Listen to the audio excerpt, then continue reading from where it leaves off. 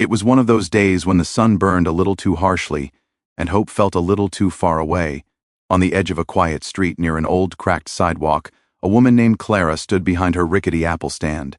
Her hands were rough, her hair messy from the wind, but her eyes carried the kind of strength only life's hardest battles could create. Each apple she sold wasn't just fruit, it was a small step toward keeping her little boy fed, her rent paid, and her dreams from completely fading away. Yet that day, fate had something cruel in store. Before we dive deeper into Clara's powerful journey, if you believe in kindness, second chances, and standing up for what's right, please take a second to like, comment, share, and subscribe to KindHeartsHub.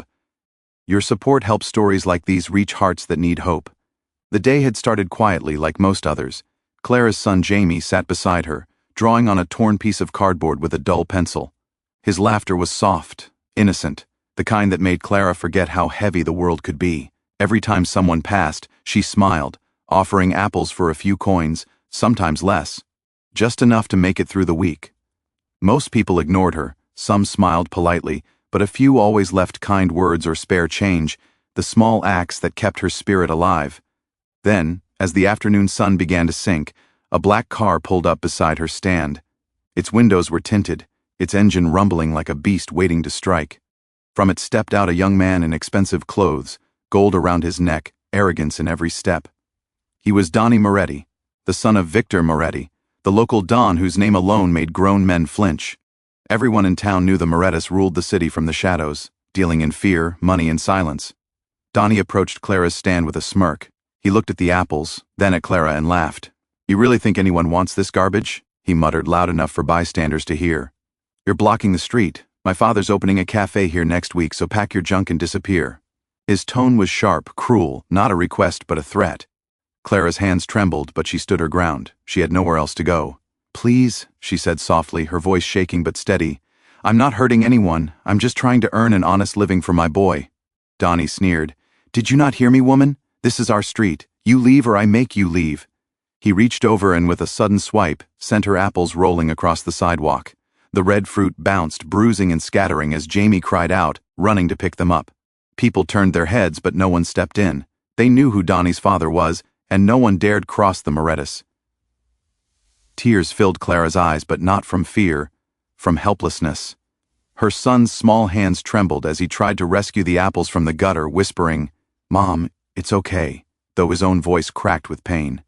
Donnie laughed again, turned and kicked over the small crate she used as a stand. "You've got 10 minutes to be gone," he spat, then walked back toward his car. But fate has a strange way of intervening, because just as Donnie reached for his car door, the thunder of heavy motorcycles echoed down the street. Heads turned. The deep, rhythmic rumble grew louder until 7 black Harleys rolled in like a storm. The riders wore leather jackets emblazoned with a skull and wings. The Hells Angels. The leader, a tall man with a silver beard and eyes like steel, slowed his bike near Clara's stand.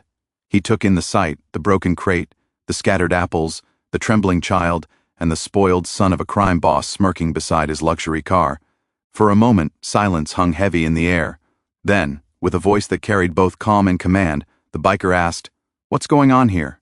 Donnie straightened, suddenly not as confident. "None of your business, old man," he barked, but the bike. R didn't blink. He turned off his engine, and the others followed. "Looks like you made it my business," he said, stepping off the bike. His boots crunched over broken apples as he crouched down to help Jamie pick them up. "These yours, little man?" he asked gently. Jamie nodded, eyes wide. "Then we better clean this up, yeah?" The other bikers joined in, quietly helping gather the fruit, setting Clara's stand upright, even fixing its loose leg with a spare bolt. Their rough hands moved with surprising care. Donnie scoffed, but his voice faltered. "Do you know who my father is?" he threatened. The silver-bearded biker stood up slowly, towering over him. "I know exactly who your father is," he said, "but I also know what kind of man he used to be, before money made him forget his soul." His voice lowered, the kind that cut through bravado. "You've got 2 choices, kid. You walk away right now, or you show your father how a coward treats a woman just trying to survive." The air grew thick with tension. Donnie's face paled. The crowd that had been pretending not to watch began to murmur.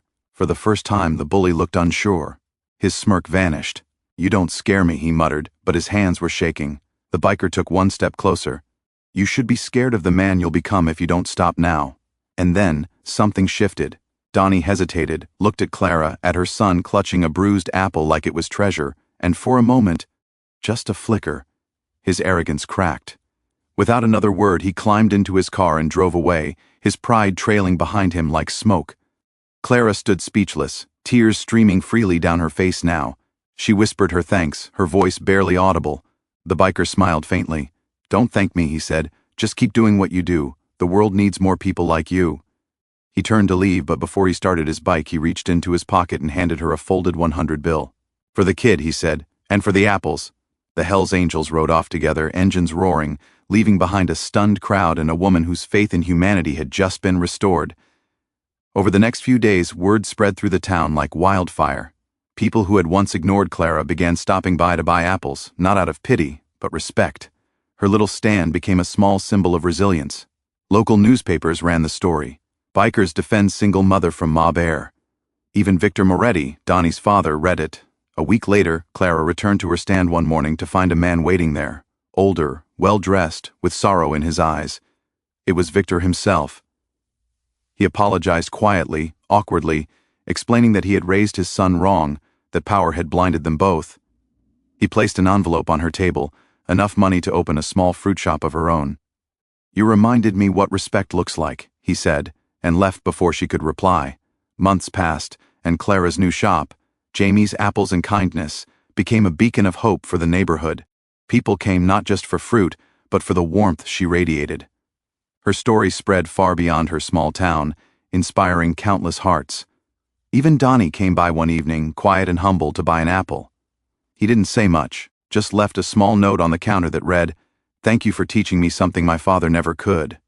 Clara kept that note framed behind the counter. Every time she looked at it, she remembered that kindness, even when crushed under cruelty, always finds a way to rise again, often in the most unexpected places. If this story touched your heart, please like, share, and subscribe to KindHeartsHub. Stories like these remind us that one act of compassion can ripple across lives in ways we'll never fully understand.